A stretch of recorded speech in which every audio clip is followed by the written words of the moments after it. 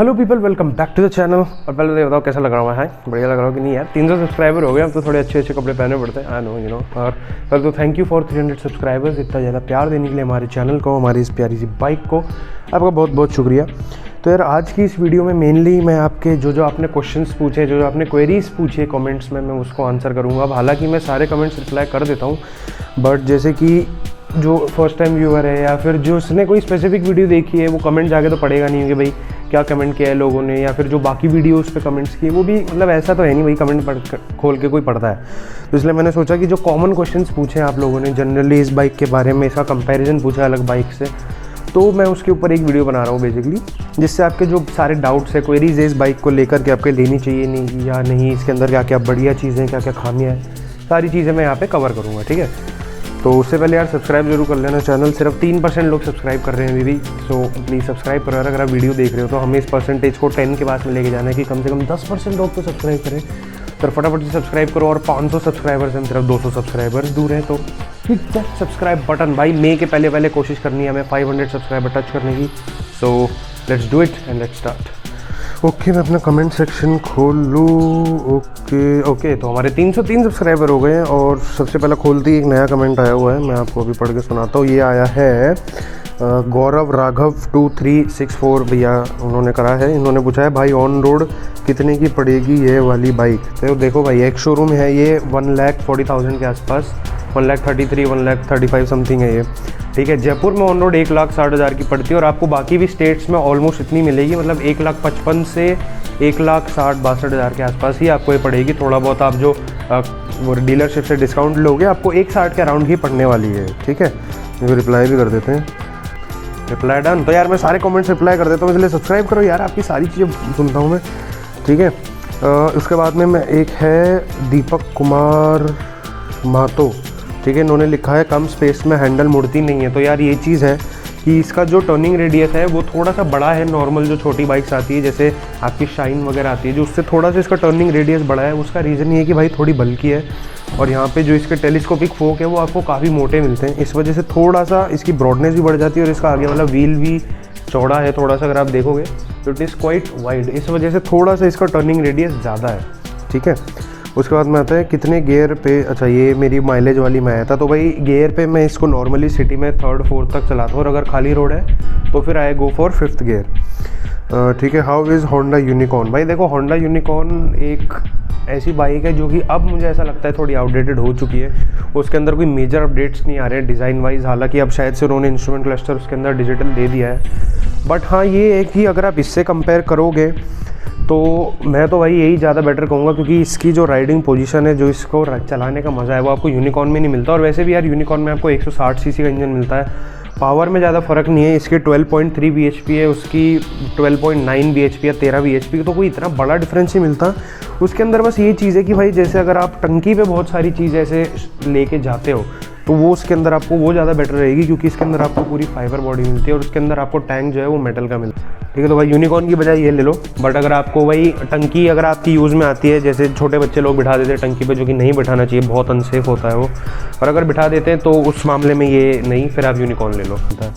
तो ये एक चीज़ है। बाकी अगर आप राइडिंग वगैरह और चलाने के मज़े में देखोगे तो फिर भाई FZ ज़्यादा मज़ेदार है यूनिकॉर्न से, क्योंकि वो बहुत बेसिक सी बाइक है। जैसे शाइन है ना, it is a basic bike कि भाई आप अपने घर के काम के लिए लेके जा रहे हो, और आपको मतलब ये है कि बेसिक सी चीज़ है यार, उसके अंदर कोई ऐसी अलग चीज़ हटके नहीं है। बस इसका डिज़ाइन आप देखोगे तो ये काफ़ी बढ़िया, और ऐसे कर्व्स वगैरह जो लाते हैं, ये मेटल में लाना थोड़ा मुश्किल होता है।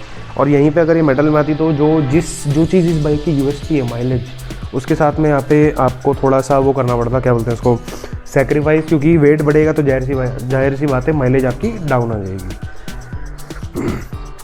उसके बाद में एक भाई ने लिखा है अपने प्रिंस क्रेज ने FZS वर्जन 4 मैट ब्लैक लो भाई। तो भाई अब तो बाइक ले ली मैंने, अब मैं नहीं ले पाऊँगा। पर लेकिन मैट ब्लैक में मैंने पहले सोचा था, बट उसके अंदर मेरे को एक ये है कि मुझे रेड कलर जो है वो बिल्कुल पसंद नहीं है। तो उसके अंदर यहाँ पे ये जो स्टिकर है, ये वाला पार्ट रेड था, और व्हील्स ब्लैक थे, उसके आसपास रेड कलर की एक पट्टी सी थी। एक वो रीज़न है, और दूसरी चीज़ मैट मेरी मम्मी को नहीं पसंद, तो इस वजह से हमने वो नहीं ली। ठीक है, उसके बाद में माइलेज है इसलिए FZ लेना है, पसंद तो ज़्यादा पावर वाली बाइक है। अब भाई ये भी बहुत लोग लिखते हैं कि यार इसमें पावर कम है बट माइलेज अच्छा है, तो जाहिर सी बात है अगर आपका पावर कम रहेगा, और वैसे भी देखो इसकी जो इंजन है ना, आप इससे पावर ज़्यादा भी निकाल सकते हो, आप इसको ट्यूनिंग करा सकते हो, बट मेरे हिसाब से ज़रूरत नहीं है यार आपको इसमें, ये बाइक में ये चीज़ें कराने की, क्योंकि पावर इसमें डिसेंट है। मेरे को तो देखो, मैं इतनी देर से चला रहा हूँ, 1003 किलोमीटर चला लिया मैंने इस बाइक को, 1000 किलोमीटर भी हो गया। रील भी डाली थी मैंने इसकी, अगर आपने नहीं देखी तो, सॉरी शॉर्ट्स, वो भी देख लेना। तो मेरे को यार देखो ऐसा अंडर पावर्ड तो फील होती नहीं है ये, बट हाँ ये है कि अगर आपको वो क्रेज चाहिए, आपको जो पावर का पंच है वो चाहिए, तो फिर इसके लिए ये बाइक नहीं है। ये मैं हमेशा से ही कह रहा हूँ, कम्यूटर बाइक है भाई। देखो mileage oriented, comfortable, good looking, अगर आप किसी बाइक में जाओगे तो फिर वो उस कैटेगरी में आती है। ये स्पोर्ट्स के मामले में आप ये मतलब, अगर आपको थोड़ी स्पोर्टी चाहिए तो फिर आप बजाज पल्सर पे जा सकते हो, N160, N250, अब तो NS400Z भी आ गई है, आप उसके ऊपर जा सकते हो। वो भी ऑलमोस्ट आपको R15 के प्राइस में मिल जाती है शायद, NS400, तो आप वो भी ले सकते हो। तो भाई अगला कमेंट है पूर्वानाथ 6336, भाई कौन सी सही रहेगी, FZ वर्जन 3 या पल्सर N150 बताओ। तो भाई यार देखो, वर्जन 3 मैं कहूँगा कि आप मत लो, उसके बजाय वर्जन 4 ले लो, कि वर्जन 3 एक पुराना प्रोडक्ट हो गया काफ़ी, ठीक है। उसके अंदर आपको स्क्रीन भी जो है वो बहुत छोटी सी मिलती है, और देखा जाए तो लुक वाइज भी ये मुझे ज़्यादा बेटर लगती है, क्योंकि इसके अंदर आपको अच्छी ये DRL वगैरह जो है इसके अंदर आपको सुंदर लगती है देखने में। बट अगर आपको फिर भी इससे बेटर वर्जन 3 लग रही है तो देखो यार, अगर आपको कंफर्ट और माइलेज वाला चाहिए तो सीधी सी बात है वर्जन 3 ले लो। और अगर आपको पावर चाहिए, अगर आपको फन टू राइड बाइक चाहिए, fun to ride in the sense आपको पावर तगड़ी चाहिए कि मैं जैसे ही मेरा थ्रोटल खींचो और वो भागे गाड़ी, तो उसके मैं कहूँगा आप N150 ले लो, क्योंकि उसके अंदर आपको शायद 14.1 bhp की पावर मिलती है, इसके अंदर आपको 12.3 की मिलती है, तो 2 bhp का फ़र्क तो है, ठीक है। CC ऑलमोस्ट सेम है, ये 149 है, वो 149.7 या 0.6 है, उससे फ़र्क नहीं पड़ता। वो पॉइंट ये भाई, उसके अंदर आपको पावर ज़्यादा मिलती है।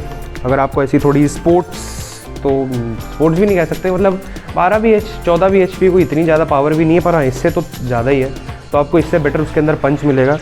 तो देखो अपनी राइडिंग स्टाइल के हिसाब से लिया करो। काफ़ी सारे क्वेश्चन ऐसे हैं, जैसे कि एक और क्वेश्चन आता है कि भाई इसको लिया N160 को ले, इसके लिए मैंने वीडियो भी बना दी है, पर लेकिन मैं आपको शॉर्ट में एक बार बता देता हूँ। भाई आप अपनी राइडिंग स्टाइल के हिसाब से बाइक लो, आप इसलिए मत लो कि भाई मैंने बोला है या कोई और आप चैनल देख रहे हो जो N160 के ऊपर डेडिकेटेड वीडियो बनाता है कि भाई वो सबसे बेस्ट है, ये सब चीज़ें देख के मत लो, ठीक है। आप अपनी राइडिंग स्टाइल के हिसाब से लो। अगर आपको कंफर्ट चाहिए, अगर आपको माइलेज ज़्यादा चाहिए, ठीक है, अगर आपको एक फैमिली काइंड ऑफ बाइक चाहिए तो फिर आप वर्जन 4 लो, ठीक है। अगर आपको टंकी में कुछ नहीं ढोना है, एक ये चीज़ भी है, क्योंकि टंकी में उसके सारे पार्ट फाइबर के हैं। अब इसके ऊपर रख सकते हो सामान, ऐसा नहीं है बिल्कुल नहीं रख सकते, बट अगर आप बहुत हैवी चीज़ें रखोगे, जैसे अगर आप 10 किलो से ज़्यादा की चीज़ रखोगे, तो जो इसके प्लास्टिक के वो है पार्ट जहाँ पे स्क्रू लगा हुआ है, यहाँ पे दिए गए हैं, वो चीज़ जो है उनके टूटने का डर रहता है। अगर गड्ढे वगैरह में आपकी बाइक जाएगी या ज़्यादा देर आप रखोगे तो पैनल गैप में भी आ जाए। हालांकि बहुत लोग कमेंट करते हैं कि काफ़ी लोगों को कमेंट आता है कि भाई पैनल गैप आते हैं इस बाइक में, तो मुझे तो 1000 किलोमीटर हो गए, मुझे तो कोई भी ऐसी दिक्कत इसके अंदर आई नहीं है, कहीं भी नहीं आई। ना तो मुझे इसके टैंक के पास में आई है, ना मुझे यहाँ कहीं पे आई है, इसका ये वाला पूरा पार्ट है, तो मुझे कहीं प्रॉब्लम नहीं है पैनल गैप्स के मामले में। तो ये एक चीज़ है। तो यही यार, अपने राइडिंग स्टाइल के हिसाब से लो। अगर आप अपना माइलेज और कंफर्ट थोड़ी सी कॉम्प्रोमाइज़ कर सकते हो तो फिर आप N160 पे जा सकते हो। और अब जो N160 का नया अपडेट आया उसके अंदर तो आपको गोल्डन USD फोक्स आ गए हैं, थोड़ी सी यहाँ पे भी उन्होंने जो ये वाला पार्ट है यहाँ पे स्टिकरिंग का फ़र्क कर दिया है, आपको फुल्ली डिजिटल इंस्ट्रूमेंट क्लस्टर आ गया है। तो N160 भी काफ़ी अच्छी चॉइस बन सकती है, बट अगर कंफर्ट के हिसाब से देखोगे तो भाई इस बाइक के लेवल का कंफर्ट आपको किसी बाइक में नहीं मिलेगा। यूनिकॉर्न भी इतनी कंफर्टेबल नहीं है, क्योंकि उसके जो आपको फोक्स मिलते हैं वो इतने अच्छे नहीं है, पतले हैं थोड़े से, तो इसलिए थोड़ा बहुत आपको जर्क उसके अंदर आता है। देखो बेसिक सी बाइक है वो, ठीक है। उसके बाद में आता है भाई डुअल चैनल नहीं है पर TCS है। भाई तो कुछ इशू नहीं है, मेरे पास है वर्जन 4, बुरा लगता है डुअल चैनल नहीं है, ले लिया, अब क्या कर सकते हैं। तो ये आया है व्लॉग डेयरी भाई का, ठीक है। तो यार हाँ ये है कि डुअल चैनल ABS आपको इसके अंदर नहीं मिलता है। और एक चीज़ मैं आपको बता दूं कि जो डीलरशिप है यामा की, वो इस बाइक को निकालने के लिए आपको बोलेगी कि इसके अंदर डुअल चैनल ABS है, बट अभी भी जो नए कलर्स का अपडेट आया है, जो इसके अंदर साइबर ग्रीन और आईसी फ्लू वर्मिलियन जो इनका कलर है, वाइट और ऑरेंज वाला, उसमें भी आपको कोई मेजर अपडेट नहीं है, सिर्फ नए कलर आए हैं। अगर आपको वो बोले कि डुअल चैनल ABS आ गया है तो मत मानना उसकी बात, क्योंकि इसके अंदर भी नहीं है। मुझे यही कहा गया था कि डुअल चैनल ABS है, बट इसके अंदर आपको नहीं मिलता है। और इसके अंदर वैसे देखा जाए तो डुअल चैनल ABS की ऐसा सच नीड भी नहीं है, क्योंकि यार 12 bhp पावर है तो इतना फ़र्क नहीं पड़ता। पर हाँ ABS तो खैर ब्रेकिंग से मतलब है। पर हाँ ये है कि यामा को इसके अंदर ट्रैक्शन कंट्रोल की बजाय अगर डुअल चैनल ABS दे दे तो बढ़िया है, क्योंकि 12 bhp के पावर में ट्रैक्शन कंट्रोल का सच कोई इतना यूज़ आता नहीं है। क्योंकि इतनी पावर ही नहीं है, आपको इतना ज़्यादा व्हील स्पिन ही नहीं मिलता है इसमें, तो ट्रैक्शन कंट्रोल इस बेसिकली यूजलेस इस बाइक में, उसकी बजाय डुअल चैनल ABS दे दे तो ज़्यादा बेटर रहेगा। उसके बाद में लिखा है वापस से यही मैसेज आया है बॉडी वर्कआउट 2021 का कि भाई FZ वर्जन 4 लो या पल्सर N160। तो भाई सेम चीज़ है राइडिंग स्टाइल के हिसाब से, देखो कंफर्ट चाहिए, माइलेज चाहिए, रिलायबिलिटी चाहिए, गो फॉर यामा। आपको थोड़ा स्पोर्ट्स में फन चाहिए, आप अपनी माइलेज और कंफर्ट को थोड़ा सा सेक्रीफाइस कर सकते हैं, go for N160।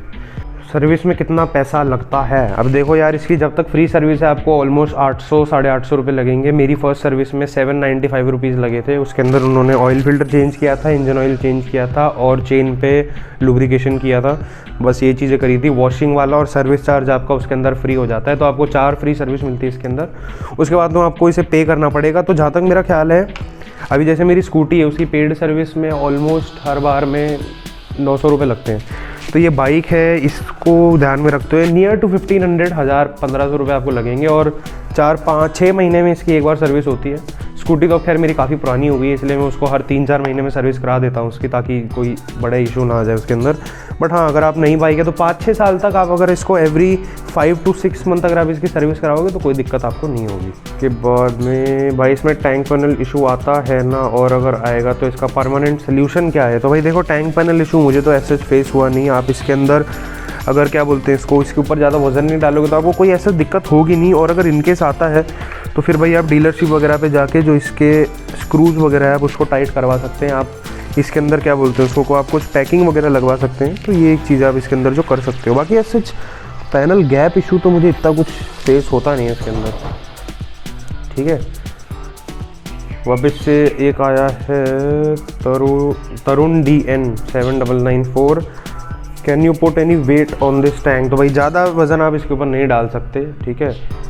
Water cans of 20 litres नहीं भाई, आप इतना ज़्यादा वज़न तो इसके ऊपर बिल्कुल नहीं डाल सकते, क्योंकि फाइबर बॉडी है तो ये दिक्कत देगी आपको। इतना वज़न आप इसके ऊपर नहीं रख सकते। आप इतना थोड़ा बहुत रख लो आप, 5-10 किलो में भी, 10 भी ज़्यादा ही है, 5 किलो के आसपास, वो भी इस बीच वाले हिस्से में, क्योंकि यहाँ पे आपको इसके टैंक का जो ये इसका थोड़ा सपोर्ट मिल जाता है। बाकी ये वाला अगर आप देखोगे तो इसके ऊपर मत रखना, ठीक है। तो ये कुछ नहीं है आपके, फिर वही टैंक में जो गैप आ जाता है, जो लोग बोलते हैं कि भाई गैप आ जाता है इस बाइक में, वो फिर आपको इशू होने लग जाए यहाँ पे। वही पैनल गैप में मैंने जस्ट अभी ध्यान दिया, अगर आप यहाँ पे देखोगे ना गौर से, देखो एक गैप आ रहा है यहाँ पे, ठीक है।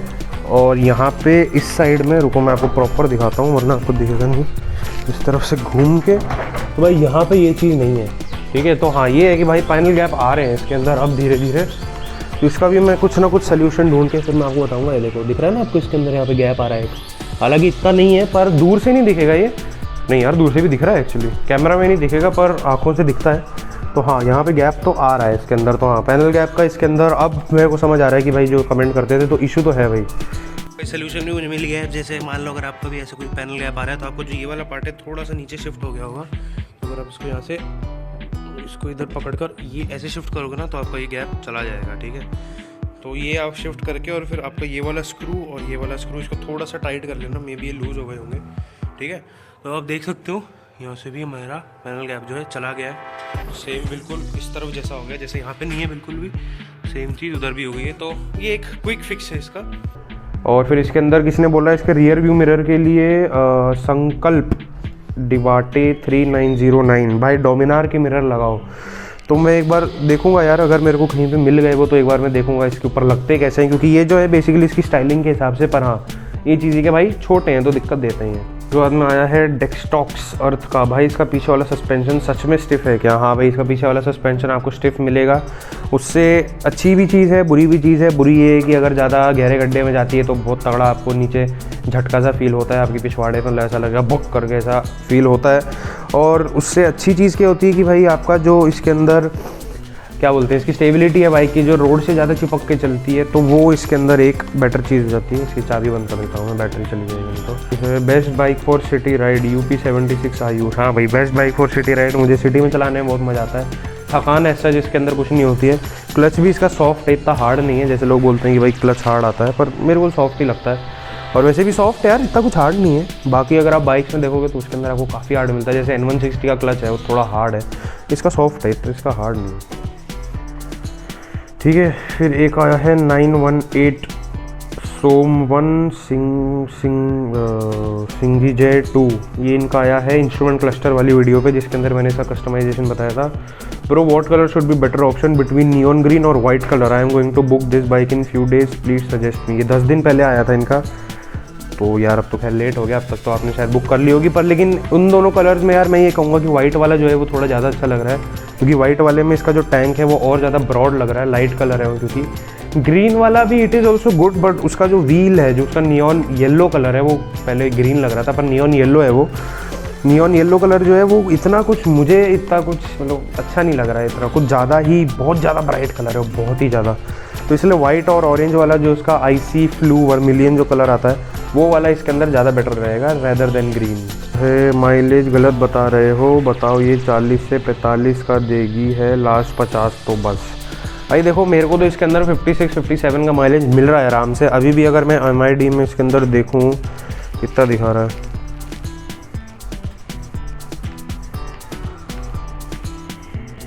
भाई MID में मुझे फ़िलहाल 50.7 का माइलेज बता रहा है, तो 51 ही हो गया ऑलमोस्ट।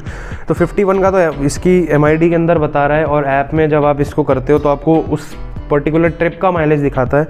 तो ये भाई आपको 57 तक का तो मैंने अब तक हाईएस्ट निकाला है इसमें से।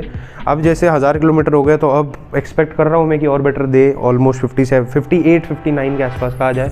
तो अभी कभी जब मैं बाद में लंबे टूर पे जाऊंगा, मतलब सिटी में ही अगर मैं इसको 30-40 किलोमीटर चलाऊंगा एक बार में, तो फिर मैं आपको वो भी शेयर करूंगा, उसके ऊपर वीडियो बना दूंगा मैं। पर फिलहाल MID में भी 51 का माइलेज दिखा रहा है ये, और ऐप पे पर्टिकुलर ट्रिप पे 52-53 का 56-57 का दिखाता है, सॉरी। ठीक है भाई, इसके टैंक पैनल में कोई इशू नहीं भाई, कोई इशू नहीं है। एक बंदे ने लिखा है DIPU कौन सी वीडियो पे है ये है डिटेल्ड कंपैरिजन N160 वर्सेस इसका। तो इसके अंदर इन्होंने लिखा है I got 63+ just first service done. अब ये कौन सी बाइक का लिखा है इन्होंने मुझे आइडिया नहीं है, पर जहाँ तक मेरा ख्याल है इसी का ही होगा, जहाँ तक मेरे को ख्याल है। पर लेकिन यार मैंने रील्स में देखा है लोग N160 से 70 का माइलेज निकाल रहे हैं, मतलब पता नहीं कैसे निकाल रहे हो भाई, क्या मतलब पानी पे चला रहे हो क्या बाइक? मतलब 75 का माइलेज उस बाइक से तो मतलब इम्पॉसिबल सा ही लगता है, पर अगर आ रहा है तो बहुत बढ़िया बात है, माइलेज अच्छा आता है मतलब उसका। क्योंकि जो मेरे दोस्त की है वो थोड़ी सी रफ़ चलाता है, तो रफ़ चलाने के बावजूद उसका 30-35 समथिंग 40 तक का माइलेज आता है। तो ये एक चीज़ है, इसलिए मैं कहता हूँ यार माइलेज इसके अंदर बेटर है। अगर मैं इसको थोड़ा रफ़ भी चलाता हूँ, थोड़ा स्पीडिंग भी करता हूँ, थोड़ा फास्ट एक्सेलरेशन भी करता हूँ, हालांकि पावर इतनी नहीं है बट हाँ थोड़ी बहुत पुल हो जाती है ये भी, तो भाई इसका माइलेज गिरता नहीं है, वही 55 की रेंज में ही रहता है, 55+ ही रहता है हमेशा। फिर रिची शर्मा 69, अच्छा ये वही है जिसकी बाइक है ये N160 इसने लिखा है। अरे तो दोनों में फ़र्क है, N160 स्पोर्ट्स बाइक है और तेरी वाली सिटी के लिए है। भाई देखो N160 स्पोर्ट्स बाइक नहीं है, मतलब 160 सीसी 14 bhp की 14.5 bhp की पावर में स्पोर्ट्स बाइक नहीं बन जाती वो। It is a sports commuter, जिसके अंदर आपको थोड़ी बहुत स्पोर्ट्स बाइक वाली फील और लुक्स है, और बेसिकली तो कम्यूटर बाइक ही है वो। और इसीलिए मैं कहता हूँ कि भाई N160 से ज़्यादा बेटर ये है कम्यूटर के हिसाब से, क्योंकि ये बहुत कंफर्टेबल है। कम्यूटिंग में आपको कंफर्ट चाहिए होता है, पावर नहीं चाहिए होती। तो इन्होंने लिखा है I feel that the stock seat is hard, does the seat cover from Yamaha add any comfort. भाई स्टॉक सीट थोड़ी सी हाँ इसकी आपको नॉर्मल सी मिलती है, हार्ड नहीं कहूँगा मैं, थोड़ी नॉर्मल सी मिलती है। और सीट कवर में आपको कोई कंफर्ट नहीं मिलता, बेसिकली पतला सा कपड़ा है जो आपकी मेन सीट को कवर करता है, जो कि ज़रूरी है। क्योंकि भाई अगर आपके सोसाइटी में बिल्लियाँ हैं, जैसे मेरी सोसाइटी में है, जैसे छोटे छोटे छेद कर रखे हैं उन्होंने, मैं आपको भी वीडियो दिखाऊंगा, तो उससे आपकी मेन सीट को बचा लेगा। और कंफर्ट बढ़ाने के लिए यार मैंने इसके अंदर क्या करा हुआ है, जिसकी बाहर वाला जो कवर मिला था ना यामा से, उसके नीचे मैंने ऐसी पैडिंग सी सिलवा ली है और फिर उसको इसके ऊपर लगवा लिया, तो उससे कुशनिंग जो है काफ़ी अच्छी हो गई है। अगर आप देखोगे पिलियन के लिए भी भाई काफ़ी अच्छी कुशनिंग हो गई है, क्योंकि पिलियन के लिए आप कोई भी बाइक ले लो थोड़ी हार्ड ही फील होती है, क्योंकि रियर सस्पेंशन पे वेट होता है उसका, और रियर सस्पेंशन जो है वो इतना सॉफ्ट नहीं होता, इतना अच्छा नहीं होता मोस्टली बाइक्स में, और इसका भी थोड़ा हार्ड है। ठीक है, तो पिलियन के लिए भी कुशनिंग अब काफ़ी अच्छी होगी, तो आप ये एक चीज़ करा सकते हो इसकी कंफर्ट लेवल बढ़ाने के लिए। ठीक है, mat blue is way better than this colour, I have the blue one. भाई मैं भी मैट ब्लू ही लेने गया था, पर लेकिन फिर वहाँ पे इसके रेसिंग ब्लू व्हील्स देख के फिर मेरे को ये ज़्यादा पसंद आ गई, क्योंकि मैट ब्लू में हमें ब्लैक व्हील्स मिलते हैं। अगर उसके अंदर व्हील्स भी मतलब ऐसे थोड़ा ब्लूइश वाले शेड में होते ना, तो फिर मैं पक्का वही लेता, क्योंकि पहले मैंने वही वाली फाइनल करी थी, पर फिर मैंने ये देखी, फिर मैंने इसकी व्हील्स देखे तो मज़ा आ गया। वैसे तो मुझे रेसिंग ब्लू लेनी थी, बट रेसिंग ब्लू थी नहीं डीलरशिप पे, पर लेकिन फिर जब मैं फर्स्ट सर्विस कराने गया तब मैंने उनके सर्विस सेंटर में, जहाँ पे वो अपनी बाइक स्टोर करते हैं, जिस सर्विस वो शोरूम से मैंने लिए, वहाँ पे मुझे दिखी वो, तो फिर मुझे बड़ा गुस्सा आया। तो भाई यार कैमरा की बैटरी थोड़ी डेड हो गई है। तो आज की वीडियो के लिए इतना ही, थैंक्स फॉर वॉचिंग। अगर आपको वीडियो पसंद आई हो तो इसे लाइक ज़रूर करना, अपने दोस्तों के साथ शेयर करना जिसको FZS वर्जन 4 से रिलेटेड कोई भी डाउट्स हैं या अगर आपके भी सेम क्वेश्चंस है, उनके भी सेम क्वेश्चंस है, तो आप उनको वीडियो शेयर करना ताकि उनके भी डाउट्स क्लियर हो जाए। मोस्टली मैंने जितने कमेंट्स आए थे मेरे पास में इससे रिलेटेड या इसके कंपैरिजन में सारी चीज़ें मैंने आंसर कर दी, इसका माइलेज, कंफर्ट, एवरीथिंग मैंने आंसर कर दिया है। तो भी आज की वीडियो के लिए इतना ही। Thank you for watching and जय महाकाल।